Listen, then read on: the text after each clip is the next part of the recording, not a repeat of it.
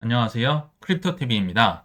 내년 1월 17일 이번 사이클에 정점이 나온다고 예측하는 흥미로운 의견을 먼저 소개를 해드리고 뒤이어서 제 생각도 말씀을 드려보겠습니다. 굉장히 눈길이 가더라고요. 여기 K33 리서치에서 한 보고서를 낸 사람의 의견이 있어서 소개를 해드립니다. 크리스마스 오후 2시경에 나온 따끈따끈한 속보인데요. 자, 이분의 주장에 따르면 비트코인이 내년 1월 17일에 사이클 고점을 찍는다고 합니다. 자, 역사가 반복될 경우 비트코인은 3주 안에 사이클 최고점에 도달한다. 이 말인 즉슨요. 이 사이클 전체가 끝난다는 겁니다. 최고점 찍으면 이제 크립토의 겨울이 온다. 무시무시한 의견인데요. 자, 리서치 책임자 배틀로인데 제가 이분의 트위터도 들어가서 나중에 뭐 좀 캡처를 해왔는데 뒤에 소개를 해드리고 아무튼 요약을 하면 자, 이번 사이클 내가 열심히 분석을 해보니까 17일경이 내년 1월 17일경이 고점이더라. 특히나 트럼프 취임식도 1월 20일에 있어서 여러 가지 기대감에 뭐 반감기 사이클에 여러 가지가 겹쳐서 아마 뭐 21만 달러까지 운 좋으면 갈 수 있겠다. 이런 식으로 써 있는데 이 뒤를 보시면 조금 한 발 빼는 뭐 문장도 뒤를 잇더라고요. 데이터 표본의 크기가 작아. 그러니까 역사가 비트코인이 짧다는 거죠. 그래서 이러한 예측이 무의미할 수 있다. 뭐 이렇게 얘기를 하는데 그래서 제가 들어가서 뭐 하나하나 살펴봤는데요. 그냥 일부만 캡처를 해왔습니다. 근데 이분은 주기의 첫 번째와 마지막 사상 최고치 사이의 평균 기간이 318일이다. 다소 짧게 계산을 하지 않았을까 이런 생각이 들더라고요. 그래서 이런 사진이 있어서 하나 가져왔는데 자, 본인이 나름대로 이렇게 선을 그으면서 패턴을 주기를 이렇게 좀 연구를 했던 것 같습니다. 이게 이제 13년도 탑이죠. 그리고 여기까지가 17년도 탑. 그 사이를 제가 빨갛게 표시를 해본 겁니다. 그리고 17년도 탑과 21년 탑을 이렇게 제가 연결을 했고요. 그러니까 13년 탑, 17년 탑, 한 요 정도 길이가 나오죠. 그리고 17년에서 21년도 대략 비슷한 길이가 나옵니다. 근데 요 화살표를 그대로 갖고 가면요. 이 화면 뒤로 넘어가 버립니다. 즉, 지금 한 달 내로 이제 사이클 탑이 온다고 하는데 생각보다 너무 시간이 없어요. 갑자기 이번만 사이클이 왜 짧아졌다고 하는 건가? 그래서 여기에 대한 이제 제 생각을 먼저 말씀을 드리면 저는 내년에 1분기 즈음에 만약에 꽤 오른다면 이거는 로컬 탑 정도로 보는 게 맞겠다. 즉 13년도가 비슷한 예인데요. 한번 크게 올랐다가 13년에 떨어졌고요. 다시 한번 크게 뒤에 올라갑니다. 그러니까 그 앞에 있는 봉우리, 뭐 소봉우리라고 해야 될까요? 요 정도로 보는 게 맞다. 내년 1분기에 좀 크게 오른다면요. 자, 그래서 거기에 대한 이유를 여러 가지를 이제 뒤에 말씀을 드리겠지만, 자, 그냥 일반적인 원리, 에너지의 원리로 생각을 하면, 때로는 명쾌하게, 분명하게 알 수가 있습니다. 보통의 경우는요, 조정의 길이가 길수록 상승폭도 커집니다. 대체로 이 두 개가 비례합니다. 조정이 길면 길수록 수많은 개미들이 떨어져 나가겠죠. 인내심 있게 이 세력들이 모아가면서 자꾸 공포 뉴스를 주고 최근에 뭐 가장 좋은 예가 리플이 아니었을까요? 아마 뭐 3, 4년 전에 사셨던 분들 다 떨어져 나가니까 그제서야 올리잖아요. 뭐 호재가 빵빵 나오면서 자, 이 원리를 기억해 주시면 쉽게 이해가 될 수 있습니다. 이게 이제 비트코인 레인보우 뭐 차트라고 해서 역사적인 이제 차트를 가져와 봤는데 자, 요때가 이제 13년도 뭐 로컬 그 완전 최고점이었죠. 그래서 17년과 제가 이어봤습니다. 요 정도 길이에 요 정도 올랐죠.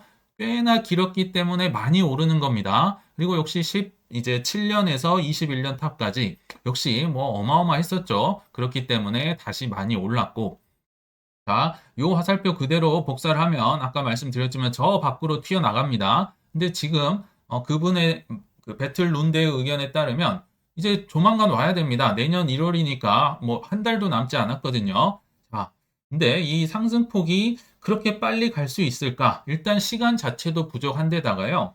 지금 여기가 현재 기준으로 어디에 와 있냐면 이 초록색 구간에 있습니다. 초록색 구간이 어디냐?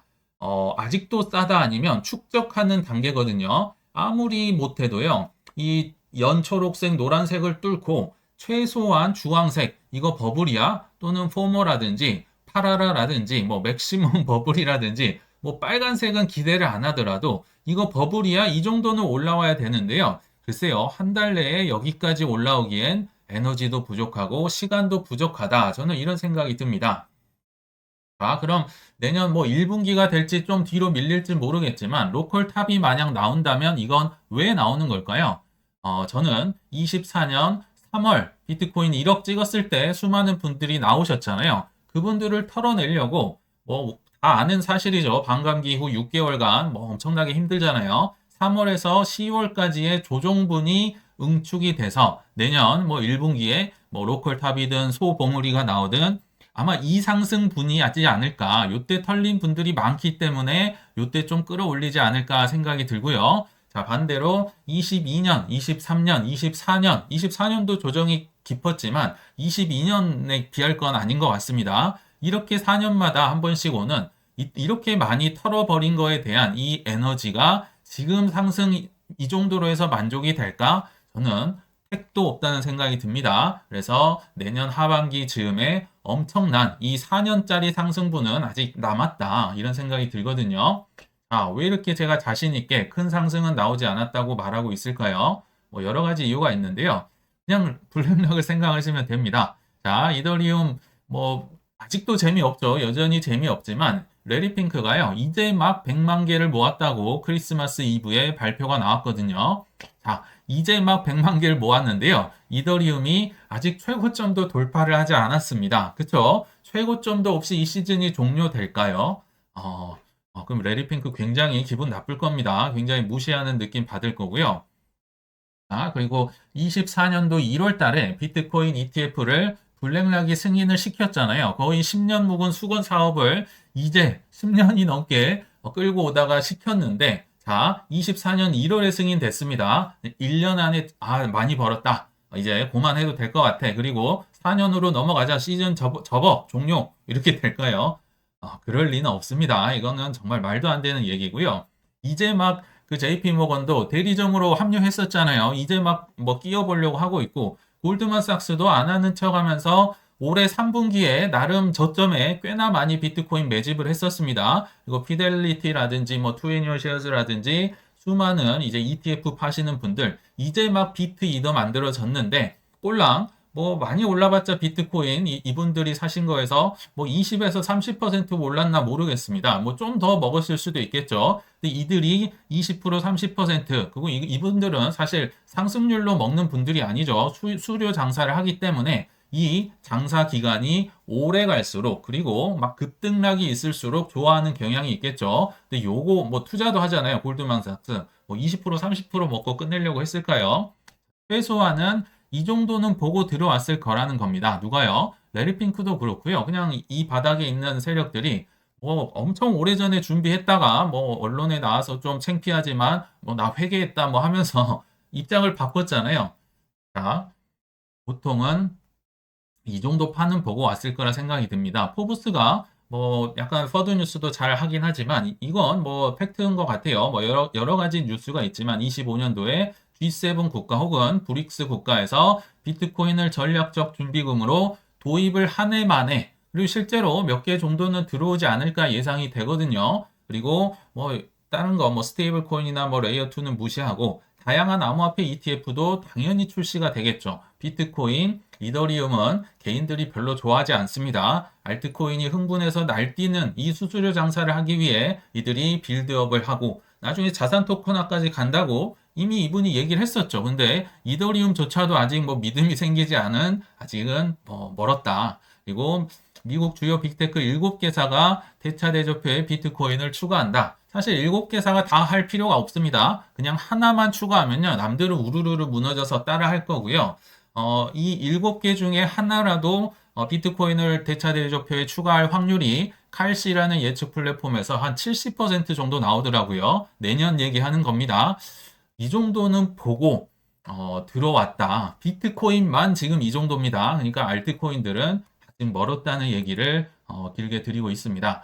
자, 4년마다 와도 참 믿을 수가 없었죠. 이 눈 돌아가는 알트코인 불장 아직 멀었다. 제가 여러 가지 좀 짧게 보여드리겠습니다. 자, 크립토 이 시가총액인데요. 탑 10을 뺀 그러니까 완전히 순수 알트코인만의 시총이라고 보시면 될 것 같아요.